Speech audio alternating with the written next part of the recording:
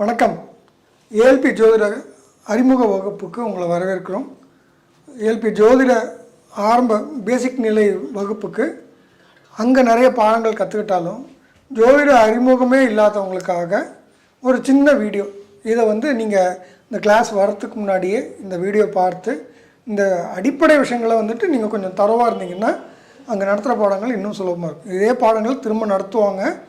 இருந்தாலும் ஒரு நட்சல்ல நீங்கள் ஒரு 10 தடவை 15 தடவை திரும்ப பார்த்து நீங்கள் இதில் தரவாக இருக்க வேண்டிய விஷயம். இது எப்போவுமே உங்களுக்கு அடிப்படை மாறவே மாறாத கட்டாயமாக தெரிஞ்சிருக்க வேண்டிய ஒரு சில அடிப்படை விஷயங்கள் மட்டும் இன்றைக்கி உங்கள் இந்த வீடியோ மூலிமா உங்களுக்கு ஷேர் பண்ண போகிறோம். இதை ஒரு நோட்ஸாகவும் உங்களுக்கு தனியாக இது கூட இந்த வீடியோ கூட அட்டாச்மெண்ட்டாக உங்களுக்கு தரப்போகிறோம். சரிங்களா? இது ரெண்டையும் பயன்படுத்துங்க. வகுப்பு ஆரம்பிக்கிறதுக்கு முன்னாடி எத்தனை நாள் உங்களுக்கு இருக்குதோ அத்தனை நாளும் இதை தினப்படிக்கு இதை பார்த்துக்கிட்டே வாங்க. ஓகேங்களா? ரைட். இப்போ ஜோதிடத்தினுடைய அடிப்படை அப்படின்னு பார்த்திங்கன்னா, ஒரு ஜாதகம் அப்படின்னு போடுறது பார்த்திங்கன்னா ஒரு நபருக்கான விஷயம் அது. சரிங்களா? இப்போ நான் இருக்கேன் அப்படின்னா என்னுடைய ஜாதக கட்டம் அப்படிங்கிறது தான் போடுவோம். கரெக்டுங்களா? இது அஸ்ட்ரானமின்னு ஒன்று இருக்குது, வானியல் சாஸ்திரம்னு இருக்குது, ஜோதிட சாஸ்திரம். இது ரெண்டும் ஒன்றா தான் இருந்தது. ஆனால் வானியல் சாஸ்திரம் வெறும் கணித முறைகளாக கொண்டு அது மாறி போனதுனால அதுக்கும் இதுக்கும் ஒரு சில முரண்பாடுகள் இருக்கும். ஆனால் ரெண்டும் ஒரே விஷயத்தை தான் புரிய வைக்குது. இதில் ஜோதிடத்தினுடைய அடிப்படை என்னென்னா, நான் பூமியின் மேல் நிற்கிறேன், என்னை சுற்றி 360 டிகிரி கோணத்தில் எந்தெந்த கிரகங்கள் எங்கெங்கே இருக்குது அப்படிங்கிறத மார்க் பண்ணுற விஷயங்கள் பேர்த்து தான் ஜோதிடத்தினுடைய அடிப்படை. அப்போ அந்த கோணத்தில் இருக்கிறது 360 டிகிரியை வட்டமாக போடலை, இங்கே ஒரு சதுர கட்டம் போட்டு போடுறாங்க. இவ்வளோ விஷயங்கள் புரிஞ்சுக்கிட்டால் போதும். சரிங்களா? ரைட். அதுக்கு ஒவ்வொரு இடத்துக்கும் ஒரு ஆரம்ப புள்ளின்னு இருக்கணும். 360 டிகிரி எங்கே ஆரம்பிக்குது எங்கே முடியுது, இது ஒரு இடம் தெரிஞ்சாகணும் பாருங்கள். அந்த மாதிரி ஆரம்பித்து அதுக்கு பெயர்கள் வச்சுருக்காங்க. இது வானியல் சாஸ்திரத்துலேயும் இந்த மாதிரி பெயர்கள் இருக்குது, ஜோதிட சாஸ்திரத்துலேயும் இந்த மாதிரி பெயர்கள் இருக்குது. இந்த 360 டிகிரி வட்டத்தை 12 பங்குகளாக பிரிச்சிருக்காங்க. சரிங்களா? அந்த 12 பங்குகளுக்கும் பெயர்கள் உண்டு. அந்த பெயர்களை நிலையானது. ஜோதிடத்தின் ஒரு சில அடிப்படை டெர்மினாலஜி, அந்த பெயர்கள் ஒரு ஆதிபத்தியம்னு சொல்லுவோம், இல்லைங்களா, அதிபதின்னு சொல்லுவோம், காரகத்துவம்னு சொல்லுவோம். இந்த மாதிரி வார்த்தைகள் நமக்கு புதிதாக இருக்கிறனாலேயே பயந்துட வேண்டாம். அந்த மாதிரி வார்த்தைகளை அது என்னென்னு நமக்கு பரிச்சயத்துக்கு வந்துருச்சுன்னா, பழக்கத்துக்கு வந்துருச்சுன்னா அது சரியாயிப்படும். ஆனால் அந்த பழக்கத்துக்கு வர்ற வரைக்கும் அந்த வார்த்தைகளை பார்த்தாலே நமக்கு ஒரு இனம் புரியாத பயம். தமிழ் வார்த்தைகள் தான், ஆனால் நமக்கு புரியாததுனாலே குழப்பிடும் ஒரு வாய்ப்பு இருக்குது. சரிங்களா? இங்கே ஜோதிடத்தில் ஒரு சிலதெல்லாம் நிலையானது, ஒரு சிலதெல்லாம் மாற்றத்துக்கு உட்பட்டது. அப்போ இந்த 2 விஷயங்களை நம்ம பார்க்கணும். சரிங்களா? இப்போது ஒரு கிரகம் இருக்குது, அதுக்கு பேர் செவ்வாய் அப்படின்னு சொன்னால் அந்த பேர் நிலையானது பாருங்கள். ஆனால் ஒரு செவ்வாய் தான் இருக்க முடியும். சரிங்களா? ரைட். அப்போ மாறுதலுக்கு உட்பட்டது எங்கே இருக்கும், மாறுதல் உட்படாத விஷயங்கள் என்னென்ன அப்படிங்கிறதெல்லாம் இன்றைக்கி வகுப்பில் பார்க்க போகிறோம். சரிங்களா? ரைட். முதல்ல நம்ம பார்க்க போகிறது அந்த கட்டம். இதுக்கு பேர் ராசி கட்டம் அப்படின்னு சொல்லுவாங்க பொதுவாக. சரிங்களா? இப்படி ஒரு கட்டம் போட்டுக்கோங்க. இப்போ நான் என்ன செய்கிறேனோ அதை நீங்களும் செய்யுங்க. சரிங்களா? ராசி கட்டம் போடுறதுக்கும் முறை இருக்குது. முறையாக அதை ஒரு சதுரமாகவே போட்டு பழகுங்க. இது கொஞ்சம் ப்ராக்டிஸ் பண்ணிங்கன்னா ரெகுலர் பேசிஸில் செய்யும்போது அந்த கட்டம் போடுறது ஒழுங்காக வரும். இது எங்கேருந்து ஆரம்பிக்கிறது, இந்த 0 டிகிரி எங்கேருந்து ஆரம்பிக்குதுன்னா இந்த இடத்துல 0 டிகிரின்னு ஆரம்பிக்கிறது வழக்கம். சரிங்களா? இந்த முதல் கட்டம் இருக்கு இல்லையா, இந்த கட்டத்துக்கு பேர் மேஷம். இதை பேர் பாருங்கள். இதனால இந்த மேஷம் அப்படிங்கிற பேரை நீங்கள் மனப்பாடம் பண்ணி தான் ஆகணும். இது நீங்கள் சொன்னாலும் மேஷம் தான், நான் சொன்னாலும் மேஷம் தான். அது இங்கிலீஷில் வேறு ஏதாவது பேர் வச்சுட்டு வேறு ஏதாவது பேர் சொல்லுவாங்க. இவ்வளோதான் வித்தியாசம் இருக்கே தவிர அது மேஷன்னா இந்த கட்டம் மேஷம் தான். சரிங்களா? ரைட். இப்போது இந்த மாதிரி நிலையான விஷயங்களை கட்டத்துக்கு வெளியில் எழுதி உங்களுக்கு காட்டுறேன். சரிங்களா? நிலை மாறக்கூடிய விஷயங்களை கட்டத்துக்கு உள்ள இதுதான் கட்டம். இது இல்லைங்க, இது ராசி அப்படிங்கிறது மட்டும் எழுதுவோம், அல்லது ஏஎல்பி அப்படின்றது எழுதுவோம். சரிங்களா? ரைட். இவ்வளோ தான் எழுதுவோம். இதுக்குள்ளார எதுவும் மாற்ற போகிறதில்ல. இந்த 12 கட்டங்கள் மட்டும் நிலை மாறக்கூடிய விஷயங்கள் இங்கெல்லாம் நிகழும். அதோடைய பெயர் இப்போ இது வீடுன்னு சொல்லுவாங்க. மேஷம் அப்படிங்கிறத ஒரு வீடு, ரிஷபம் அப்படிங்கிறது வீடு. அடுத்த வீடு பார்த்திங்கன்னா ரிஷபம். சரிங்களா? இது இன்னொரு வீடு. இந்த வீட்டுக்கு பேர் மிதுனம். சரிங்களா? இந்த வீட்டுக்கு பேர் கடகம், சிம்மம், கன்னி, துலாம், விருச்சிகம், தனுசு, மகரம், கும்பம், மீனம். இப்போ 360 டிகிரி சொன்னேன். சரிங்களா? இந்த 360 முதல் 30 டிகிரி இது வந்து மேஷம். 30லேருந்து 60 டிகிரி வரைக்கும் இருக்கிறது ரிஷபம். 90 டிகிரி வரைக்கும் இருக்கிறது மிதுனம். 120 டிகிரி வரைக்கும் இருக்கிறது கடகம். இந்த மாதிரி ஒவ்வொரு 30 டிகிரியாக பிரித்து இது ஒரு இமேஜினரி லைன். நமக்கு வந்து தீர்க்க ரேகை அக்ஷரேகைன்னு நம்ம படிச்சிருப்போம். பூமியை வந்து பகுத்து காட்டுறதுக்காக. அப்படி ஒரு ரேகை உண்மையிலே இருக்கான்னா அப்படி ஒரு ரேகை ஒன்றும் இல்லை. ஆனால் ஒரு கற்பனையாக அந்த மாதிரி ஒரு பகுத்து வச்சுருந்து இந்த இடத்துல தான் சென்னை இருக்குது, இந்த இடத்துல தான் டெல்லி இருக்குது, இந்த இடத்துல தான் லண்டன் இருக்குன்றத மார்க் பண்ணுறதுக்கு வசதிக்காக ஒரு கற்பனையாக ஒரு கோடு போட்டு மார்க் பண்ணுவோம். கரெக்டாக? அந்த மாதிரி இந்த கட்டம்ன்றது ஒரு கற்பனை. ஆனால் இந்த மேஷம் அப்படின்றது அந்த இடத்துக்கு அந்த இந்த கோணத்துக்குள்ளார இருக்கிற விஷயங்கள் எல்லாமே மேஷம் அப்படின்னு சொல்கிறோம்.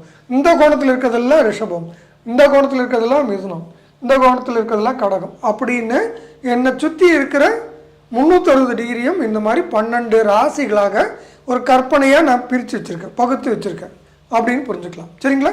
ரைட். அதுக்கு பேர்கள் வந்து ஃபிக்ஸ்டு. இதை வந்து மாற்றக்கூட முடியாது. இது நிலையானது. இப்போ நான் திரும்ப சொல்கிறேன்.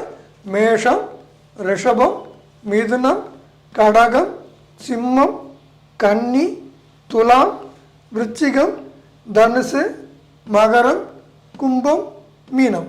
மேஷ, ரிஷபம், மிதுனம், கடகம், சிம்மம், கன்னி, துலாம், விருச்சிகம், தனுசு, மகரம், கும்பம், மீனம். அது கடகடன்னு ஒரு நாள் ஃபுல்லாக இதையே ப்ராக்டிஸ் பண்ணுங்களேன். இதென்னா ஒரு 10 நிமிஷத்தில் மனப்பாடம் பண்ணிடலாம். ஆனால் அது கோர்வையாக லைனாக மேஷத்துலேருந்து ஆரம்பித்தா மீனம் வரைக்கும் லைனாக சொல்ல தெரியணும். ரைட்? இப்போ இதெல்லாம் வீடுனுடைய பேர். 12 வீடுகள் இருக்குது. 12 ராசிகள்னு சொல்லுவோம், 12 வீடுகள்னு சொல்லலாம். சரியா? இந்த 12 வீடு அல்லது ராசினுடைய பெயர்கள் பார்த்தோம். சரிங்களா? ஒரு வீடுன்னா அதுக்கு ஒரு ஓனர் பாரா. அப்போ இந்த மேஷ வீட்டுக்கு ஓனர் யார்? அது தமிழில் சொன்னோன்னா என்ன சொல்லுவாங்க? இந்த வீட்டு அதிபதி அப்படிங்கிற வார்த்தையை உபயோகப்படுத்துவோம். மேஷத்தின் அதிபதி. சரிங்களா? மேஷத்துக்கு அதிபதி யார் அப்படின்னா செவ்வாய்னு வரும். இது வந்து ஃபிக்ஸ்டு, அதனால தான் வெளியில் போடுறேன். சரிங்களா? இதை என்ன பண்ணுவோம்? செவ்வாய். செவ்வாயின்ற கிரகம் மேஷத்துக்கான அதிபதி. இப்போ ஒரு வீட்டுக்கு முன்னாடி ஒரு வீட்டுக்கு ஒரு பேர் வச்சுருப்போம். அந்த வீட்டுக்கு ஓனர் யாருன்னு ஒரு நேம் போர்டு போட்டிருக்கோம் இல்லையா? அந்த மாதிரி இது ரெண்டும் நேம் போர்டு. இப்போ ஒவ்வொரு வீட்டுக்கு மேலேயும் இந்த மாதிரி நேம் போர்டு மாட்டியிருக்கேன். சரிங்களா? இப்படி புரிஞ்சுக்கிட்டிங்கன்னா இதை கரெக்டாக புரிஞ்சுக்கலாம். சரிங்களா? மேஷம் வீட்டு பேர், மேஷத்தினுடைய அதிபதி செவ்வாய். ரிஷபம், ரிஷபத்தினுடைய அதிபதி சுக்கிரன். சுக்கிரன். சரிங்களா? மிதுனத்தினுடைய அதிபதி புதன். சரிங்களா? கடகத்தின் அதிபதி சந்திரன். சிம்மத்தினுடைய அதிபதி சூரியன். கன்னியினுடைய அதிபதி திரும்ப புதன். சரிங்களா? துலாத்தினுடைய அதிபதி திரும்ப சுக்கிரன். விருச்சிகத்தினுடைய அதிபதி திரும்ப செவ்வாய். தனுசனுடைய அதிபதி குரு. மகரத்தினுடைய அதிபதி சனி. கும்பத்தினுடைய அதிபதி சனி. மீனத்தினுடைய அதிபதி திரும்ப குரு. சரிங்களா? அப்போது 12 ராசிகள் இருக்குது. இங்கே வந்து 7 கிரகங்களுடைய பெயர்களை நம்ம கொடுத்துருக்கோம். 7 பேர் தான் ஓனர். இந்த 12 ராசிகளுக்கு 12 வீடுகளுக்கு 7 பேர் ஓனர், 7 பேர் அதிபதிகள். சரிங்களா? அப்போது மேஷத்துக்கு அதிபதி செவ்வாய். அதுக்கு நேர் கீழே இருக்கிற விருச்சிகத்துக்கும் அதிபதி செவ்வாய். இது ஞாபகத்துக்கலாம் இல்லையா? ரொம்ப ஈஸி. மேஷத்துக்கு அதிபதி செவ்வாய், நேர்கீழே விருச்சிகம் இருக்குது, விருச்சிகத்துக்கு அதிபதி செவ்வாய்.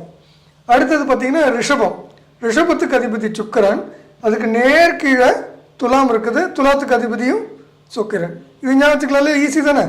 அதே மாதிரி பாருங்கள், மிதுனத்துக்கு அதிபதி புதன், அதுக்கு நேர்கீழே கனியினுடைய அதிபதியும் புதன். சரிங்களா? இப்போ இவங்க இந்த 3 வீடும் பார்த்தோம். அதே மாதிரி மீனத்துக்கு அதிபதி குரு, அதுக்கு நேர்கீழே தனுசனுடைய அதிபதியும் குரு. சரிங்களா? இங்கே பார்த்தீங்கன்னா கடகத்துக்கு அதிபதி சந்திரன். இந்த சந்திரனுக்கு ஒரு வீடு தான் இருக்குது, மற்ற எல்லாருக்கும் 2 வீடு, சூரியனுக்கும் சந்திரனுக்கும் மட்டும் ஒவ்வொரு வீடுகள் தான் இருக்குது. சரிங்களா? இப்போ கடகத்துக்கு அதிபதி சந்திரன், சிம்மத்துக்கு அதிபதி சூரியன். கடகத்துக்கு அதிபதி சந்திரன், சிம்மத்துக்கு அதிபதி சூரியன். அதே மாதிரி பார்த்திங்கன்னா மகரத்துக்கும் கும்பத்துக்கும் அதிபதி வந்து சனி. அப்போது 7 கிரகங்கள் 12 ராசிகளுக்கு அதிபதிகளாக இருக்காங்க. இது ஃபிக்ஸ்டு, இது மாறக்கூடியது இல்லை, நிலையானது. இந்த வீட்டுக்கு பேர் இது தான், அதுக்கு ஓனர் இவர் தான். சரிங்களா? அவர் எங்கே இருக்கார்? இப்போ வந்து ஒருத்தர் இருக்கார், உங்கள் பேரே வச்சுக்கோங்களேன். உங்களுக்கு ஒரு வீடு வந்து சென்னையில் இருக்குது, ஆனால் நீங்கள் பெங்களூரில் இருக்கீங்க, வாய்ப்பு இருக்கு இல்லையா? அந்த மாதிரி. ஆனால் அந்த வீட்டுக்கு வாசலில் சண்முக விலாஸ் ஓனர் பேர், உங்கள் பேர் போட்டு ஒரு வீடு இருக்கும் இல்லையா? அந்த மாதிரி அந்த மேஷ விலாஸ், அதுக்கு அதிபதி செவ்வாய், அவருடைய ஓனர் செவ்வாய் அப்படிங்கிறது இங்கே எழுதியிருக்கும். இது ஃபிக்ஸ்டு. கரெக்டுங்களா? இந்த ஆங்கிளுக்கு புரிஞ்சுக்கோங்க. ஓகே, இப்போது 12 ராசிகள் அதனுடைய அதிபதிகள் யாருன்னு பார்த்தோம். சரிங்களா? இப்போ அடுத்த ஒரு முக்கியமான ஒரு விஷயங்கள் பார்க்க போகிறோம். அது வந்து 27 நட்சத்திரங்கள். 27 நட்சத்திரங்கள். ஓகே, இப்போ நம்ம 27 நட்சத்திரங்களுடைய பேரையும், இது ஃபிக்ஸ்டு. சரிங்களா? அது எங்கே இருக்குதுன்னு அடுத்தது பார்க்கலாம். முதல்ல பேர்கள் மனப்பாடம் பண்ணால் தான் உங்களுக்கு உங்களுக்கு அடுத்த அடிப்படைக்கு நான் உங்களுக்கு நகர்த்த முடியும். சரிங்களா? இதை மனப்பாடம் பண்ணால் தான் அடுத்த பகுதி போக முடியும். ஓகே, இப்போ முதல் நட்சத்திரம் வந்து அசுவினி. இது வந்து 0 டிகிரியில் ஆரம்பிக்கிறது வந்து முதல்ல அஸ்வினி நடக்குது. நம்ம டிகிரி கணக்கை மறந்துடும். டிகிரின்றது ஒரு சிலருக்கு கணக்கு போடுற மாதிரி இருக்கும். இது கணக்கே போட போகிறதில்ல, உங்களுக்கு சுலபமாக புரிஞ்சுக்கும்படியாக நாங்கள் ஒரு சில விஷயங்களை நான் உங்களுக்கு சொல்லித்தரேன். ஸோ நமக்கு டிகிரி எப்போவுமே தேவைப்படலை. டிகிரி தேவைப்பட்டால் அது நமக்கு சாஃப்ட்வேர்லேயே வந்துட போகுது. அதனால் அதை பற்றி நீங்கள் கவலைப்பட வேண்டாம். சரிங்களா? உங்களுக்கு வேண்டியதெல்லாம் அந்த பேர்களானால் கட்டாயமாக தெரியணும். அதனால தான் இங்கே எழுதுகிறேன். சரிங்களா? முதல் நட்சத்திரம் பேர் அஸ்வினி, 2வது பேர் பரணி, 3வது கார்த்திகை, 4வது ரோகிணி, 5வது மிருகசீரிஷம், 6வது திருவாதிரை, 7வது புனர் பூசம், 8வது பூசம், 9வது ஆயில்யம். இந்த முதல்ல இந்த 9 பாருங்கள். அஸ்வினி பரணி கார்த்திகை, ரோகிணி மிருகசீரிஷம் திருவாதிரை, புனர்பூசம் பூசம் ஆயில்யம். சரியா? 3 படிங்க. அஸ்வினி பரணி கார்த்திகை, கார்த்திகை ரோகிணி மிருகசீரிஷம், மிருகசீரிஷம் திருவாதிரை, புனர்பூசம். சரி, தப்பாக சொல்லிட்டேன்னா? ஓகே, அஸ்வினி பரணி கார்த்திகை, ரோகிணி மிருகசீரிஷம் திருவாதிரை, புனர்பூசம் பூசம் ஆயில்யம். சரியா? இந்த 9 முதல்ல மனப்பாடம் பண்ணுங்கள். படிப்படியாக போனீங்கன்னா அது ஞாபகத்துக்கு வச்சுக்கிறதுக்கு ரொம்ப சுலபமாக இருக்கும். சரிங்களா? ரைட்டு. இப்போ இந்த 9 மனப்பாடம் பண்ணிட்டீங்களா? அடுத்தது போகலாமா? ரைட்டு. அடுத்தது பார்த்திங்கன்னா மகம், பூரம், உத்திரம், அஸ்தம், சித்திரை,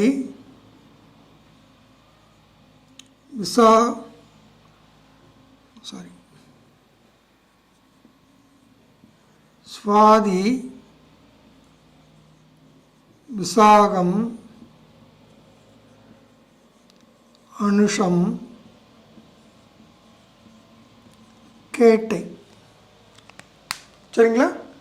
மகம், பூரம், உத்திரம், அஸ்தம், சித்திரை, சுவாதி, விசாகம், அனுஷம், கேட்டை. நான் திரும்ப சொல்கிறேன். மகம் பூரம் உத்திரம் அஸ்தம் சித்திரை சுவாதி விசாகம் அனுஷம் கேட்டை. இப்போ முதல்ல இருந்து சொல்கிறேன். அஸ்வினி பரணி கார்த்திகை, ரோகிணி மிருகசீரிஷம் திருவாதிரை, புனர்பூசம் பூசம் ஆயில்யம், மகம் பூரம் உத்திரம் அஸ்தம் சித்திரை சுவாதி விசாகம் அனுஷம் கேட்டை. சரிங்களா?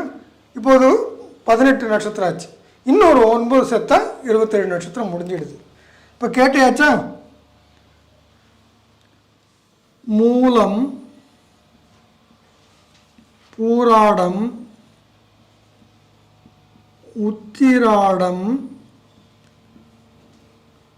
திருவோணம், அவிட்டம், சதயம், பூரட்டாதி, உத்திரட்டாதி, ரேவதி. சரியா? அஸ்வினி பரணி கார்த்திகை, ரோகிணி மிருகசீரிஷம் திருவாதிரை, புனர்பூசம் பூசம் ஆயில்யம். 9 ஆச்சா? அடுத்தது மகம் பூரம் உத்திரம் அஸ்தம் சித்திரை சுவாதி விசாகம் அனுஷம் கேட்டை. அடுத்தது மூலம் பூராடம் உத்திராடம் திருவோணம் அவிட்டம் சதயம் பூரட்டாதி உத்திரட்டாதி ரேவதி. இந்த 27 மனப்பாடம் பண்ணணும். சரிங்களா? இந்த ஆர்டரில் பண்ணணும். ஆயில்யத்துக்கு அப்புறம் மகம் தான் படிக்கணும். இப்படி படிக்காதீங்க, இப்படியே படிங்க. இப்படி முதல்ல மனப்பாடம் பண்ணி முடிங்க. சரிங்களா? அப்போது இந்த ஆர்டரில் 27 லைனாக சொல்லணும். இப்போ நான் சொல்லி காட்டுறேன். அஸ்வினி பரணி கார்த்திகை, ரோகிணி மிருகசீரிஷம் திருவாதிரை, புனர்பூசம் பூசம் ஆயில்யம், மகம் பூரம் உத்திரம் அஸ்தம் சித்திரை சுவாதி விசாகம் அனுஷம் கேட்டை, மூலம் பூராடம் உத்திராடம் திருவோணம் அவிட்டம் சதயம் பூரட்டாதி உத்திரட்டாதி ரேவதி. சரிங்களா? அப்போ 27 ரைட்டுங்களா? 27 நட்சத்திரங்கள் கூட்டங்களின் பேர். அஸ்வினின்றது நீங்கள் அஸ்ட்ரானமிக்கலாக பார்த்தீங்கனாலும் வானியல் சாஸ்திரம் பிரகாரம் பார்த்தீங்கனாலும் அது ஒரு ஒரு நட்சத்திர கூட்டத்தினுடைய அடையாளம் இருக்காங்க. சரிங்களா? இது வானியலில் அஸ்வினிக்கான ஒரு இடம் இருக்குது. இந்த மாதிரி நட்சத்திர கூட்டங்களுக்கான பெயர்களை தான் இந்த மாதிரி வச்சுருக்காங்க. இப்போ இந்தியாவில் வந்துட்டு சென்னைன்னு ஒரு ஒரு சிட்டி இருக்குது, பெங்களூர்னு ஒரு சிட்டி இருக்குது, கோயம்புத்தூர்னு ஒரு சிட்டி இருக்குதுன்னு அந்த சிட்டி சொல்கிறோம் இல்லையா? அந்த சிட்டின்னா ஒரு இடம் இல்லை, அது நிறைய வீடுகளினுடைய ஒரு கூட்டம் இல்லையா? அந்த மாதிரி நிறைய நட்சத்திர கூட்டங்களுடைய ஒரு பேர் அது. இந்த மாதிரி எத்தனை கூட்டங்க? ஒரு நட்சத்திரம்னா ஒரு நட்சத்திரம் இல்லை, அது ஒரு நட்சத்திர கூட்டத்துக்கான ஒரு பெயர். இது 360 டிகிரியில் இந்த 27 நட்சத்திர கூட்டங்களுடைய பகுப்பை நம்ம 12 ராசிகளில் அடைக்கணும்.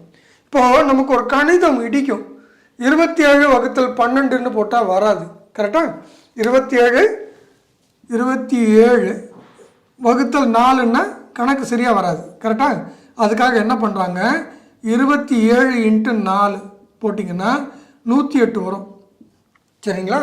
இந்த ஒவ்வொரு நட்சத்திரத்துக்கும் 4 பகுப்பாக பிரிக்கிறாங்க. 4 பகுப்பை பாதம் அப்படின்றது இங்கே பழக்கம். சரிங்களா? 1 பாதம், 2 பாதம், 3 பாதம், 4ஆம் பாதம். முதல் பாதம், 2வது பாதம், 3வது பாதம், 4வது பாதம். அஸ்வினி 1ஆம் பாதம், அஸ்வினி 2ஆம் பாதம், அஸ்வினி 3ஆம் பாதம், அஸ்வினி 4ஆம் பாதம். இப்படி தான் சொல்லி பழக்கம். இந்த பழக்கத்துக்கு நீங்கள் புரிஞ்சுக்கணும்.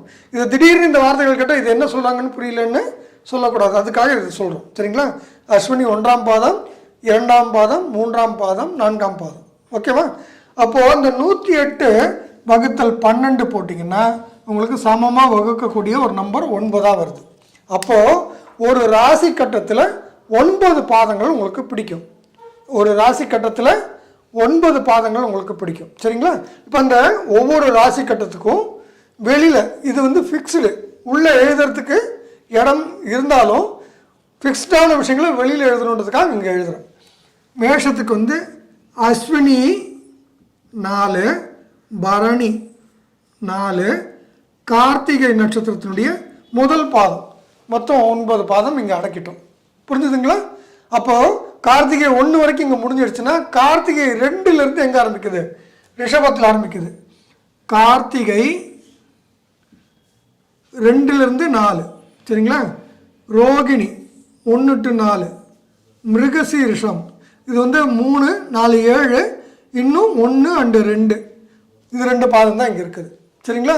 இந்த மாதிரி மிருகசீரிஷம் இங்கே 1, 2 முடிஞ்சிடுச்சு. அப்போது பாக்கி 3 and 4 இருக்குது. அதுக்கு அடுத்தது திருவாதிரை, அதனுடைய 1 to 4 பாதங்கள். அடுத்தது புனர்பூசம், அதனுடைய 1, 2, 3ஆம் பாதங்கள். இந்த பாதங்கள் எல்லாம் மிதுனத்தில் இருக்குன்னு புரிஞ்சுக்கணும். சரிங்களா? இது கட்டத்துக்குள்ளார எழுதலை, இதெல்லாம் ஃபிக்ஸ்டு. உங்களுக்கான சார்ட் போட்டு அனுப்பிச்சிருக்கோம். இந்த பிடிஎஃப் கொடுத்ததில் அது உள்ளே அடக்கி எழுதியிருக்காங்க. உள்ளே அடக்குனது இடம் பற்றாக்குறையும் அதை இந்த இடத்துல தான் இருக்குன்னு புரிஞ்சுக்கிறதுக்காக. சரிங்களா? ஆனால் இது ஃபிக்ஸ்டு, இது வேரியபிள் கிடையாது. என்றைக்குமே மிதுனத்தில் இந்த பாதங்கள் தான் இருக்கும், என்றைக்குமே மேஷத்தில் இந்த பாதங்கள் தான் இருக்கும். சரிங்களா? இந்த சார்ட் பாருங்கள், மேஷத்தில் என்னென்ன பாதங்கள் இருக்குன்னு கேட்டால் சொல்ல தெரியணும். திடீர்னு மகரத்தில் என்னென்ன பாதம் இருக்குன்னு கேட்டால் சொல்லணும். இப்போ நான் மகரத்தில் சொல்கிறேன், உத்திராடம் 2, 3, 4, திருவோணம் 1, 2, 3, 4, அவிட்டம் 1, 2, இப்படி டக்குன்னு சொல்ல தெரியணும். இதை நீங்கள் கொஞ்சம் மனப்பாடம் பண்ணி தான் ஆகணும். ஏன்னா இது ஃபிக்ஸ்டு பாருங்கள், எங்கே ஜோதிடம் படித்தாலும் இதுதான் அடிப்படை. அதை மனப்பாடம் பண்ணி தயாராவாங்க. சரிங்களா? இந்த பிடிஎஃப் யூஸ் பண்ணிக்கோங்க. கிளாஸ் ஆரம்பிக்கிறதுக்கு முன்னாடி, ஏன்னா கிளாஸில் வர்றவங்க ஒன்றுமே தெரியாமல் வர்றவங்களுக்காக தான் இந்த வீடியோ பண்ணி கொடுத்துருக்கோம். ஆனால் ஒரு சிலர் தெரிஞ்சவங்களும் வருவாங்க. அவங்க வேகமாக டக்கு டக்குன்னு சொல்கிறத பார்த்து நீங்கள் அதை கோப்பப் பண்ண முடியாமல் பயந்துடக்கூடாது அப்படிங்கிறதுக்காக இந்த வீடியோ உங்களுக்கு பண்ணி கொடுத்துருக்கோம். இதை சரியாக பயன்படுத்திக்கோங்க. ஒரு நாளைக்கு எத்தனை தடவை உங்களால் பார்க்க முடியுமோ திரும்ப திரும்ப பாருங்கள். பார்த்து இதை மனப்பாடம் பண்ணிக்கோங்க. கிளாஸில் வந்து கேட்டால் எனக்கு தெரியலன்னு சொல்லக்கூடாது. சரிங்களா? இது வந்து அடிப்படை. ரைட்டுங்களா? 9 நட்சத்திரங்கள், 9 கிரகங்கள், 12 ராசி கட்டங்கள், 27 நட்சத்திரங்கள், அதனுடைய 4 பாதங்களாக போட்டு 108 நட்சத்திர பாதங்கள். எந்தெந்த நட்சத்திர பாதம் எந்தெந்த வீட்டில் இருக்குது அப்படிங்கிறத உங்களுக்கு கொஞ்சம் மனப்பாடமாக இருந்தால் இந்த கிளாஸ்னுடைய புரிதல் வேறு லெவலில் ஃபாஸ்ட்டாக பிக்கப் பண்ணுறதுக்கு வசதியாக இருக்கும். இதே பாடம் திரும்பவும் நடத்துவோம். பட் அந்த பாடம் நடத்துறதுக்கு முன்னாடி நீங்கள் தயாராகிட்டீங்கன்னா அந்த பாடம் புரிதல் உங்களுக்கு வேறு லெவலில் இருக்கும். சரிங்களா? எப்படியும் நீங்கள் படிச்சிட போகிறீங்க. இந்த வீடியோவை அதிகமாக பயன்படுத்திக்கிட்டிங்கன்னா உங்களுக்கு யூஸ்ஃபுல்லாக இருக்கும். இது கூட ஒரு பிடிஎஃப் தரும். அக்ஷய லக்ன பദ്ധதி முறையில் அடிப்படை ஜோதிட அடிப்படைகளை என்னன்றதை பார்க்க போகிறோம். சரிங்களா? ரைட். அடுத்தது இந்த வீடுகளுக்கான பெயர்கள். சரிங்களா? இது வந்து இது ஃபிக்ஸ்டு பார்த்தோம். இப்போ வேரியபிள்னு ஒன்று இருக்குது. இந்த லக்னம் அப்படின்னு ஒன்று போடுவாங்க. ஒரு உதாரணத்துக்கு இப்போ நான் தனுஷில் லக்னம் அப்படின்னு போடுறோம். சரிங்களா? எங்கே லக்னம் போட்டிருக்கோ அங்கே 1ன்ற நம்பர் ஒர்க் ஆகும். இங்கேருந்து ஆரம்பித்து 1, 2, 3, 4, 5, 6, 7, 8, 9, 10, 11, 12. இது புரிஞ்சது இல்லையா? இப்போ இந்த லக்னம் வந்து இங்கே இல்லை அப்படின்னா இந்த நம்பர்ஸ் எல்லாம் திரும்ப வேரியபிளாக மாறிடுது. இது புரிஞ்சது இல்லைங்களா? இப்போ நான் வந்து உதாரணத்துக்கு மீனத்துலேருந்து போட்டு காட்ட போகிறேன். சரிங்களா? இப்போ இதுதான் மீனம். கரெக்டாக மேலே எழுதியிருக்கு.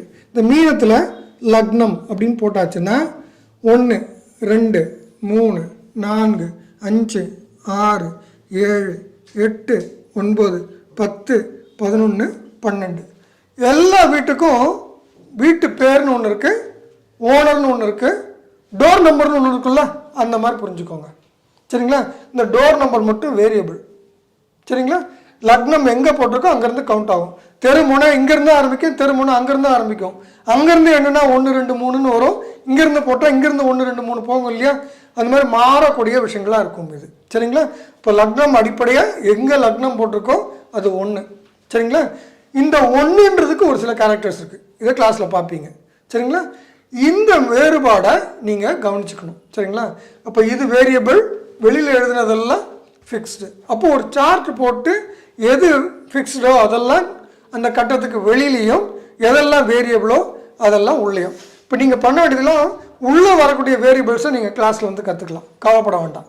ஆனால் வெளியில் இருக்கிற அந்த ஃபிக்ஸ்டு ஐட்டம்ஸை நீங்கள் தரவாயிட்டு வந்தீங்கன்னா இந்த கிளாஸ் ரொம்ப யூஸ்ஃபுல்லாக இருக்கும். இந்த 12 கட்டத்துக்குள்ளார தான் உங்களுடைய 9 கிரகங்களும் இருக்க போகுது. சரிங்களா? அது 5வது வீட்டில் இருக்குது. இப்போ குரு இங்கே எழுதுறான் அப்படின்னு வச்சுக்கோங்களேன். குரு 5ல் இருக்கிறார் அப்படின்னு சொல்லணும். குரு 5ஆம் வீடான கடகத்தில் இருக்கிறார், சந்திரன் வீட்டில் குரு இருக்கிறார். இந்த மாதிரி கற்றுக்க வேண்டியிருக்கும். சரிங்களா? இந்த வீடு யாருது? சந்திரன்து. கடகம்னு அந்த வீட்டுக்கு பேர். அதில் குரு இருக்கார். சரிங்களா? இது சிம்ம வீட்டில் சூரியனோட வீடு. இது 6வது வீடாக இருக்குதுன்னு சொல்கிறோம். இதுவே தனுசுலேருந்து எண்ணியிருந்தால் இது 9வது வீடாக வரும். ஸோ இதனால் வேரியபிள்னு சொன்னோம். இது புரிஞ்சது இல்லையா? இவ்வளோ புரிஞ்சுக்கிட்டா போதும் இப்போதைக்கு. சரிங்களா? மீதியெல்லாம் கிளாஸில் கற்றுக்கலாம். ரொம்ப சுலபமாக கற்றுக்கிற விஷயம். இந்த வீடியோ மட்டும் எத்தனை தடவை பார்க்க முடியுமோ பாருங்கள். உங்களுக்கு ரொம்ப பயனுள்ளதாக இருக்கும். நன்றி.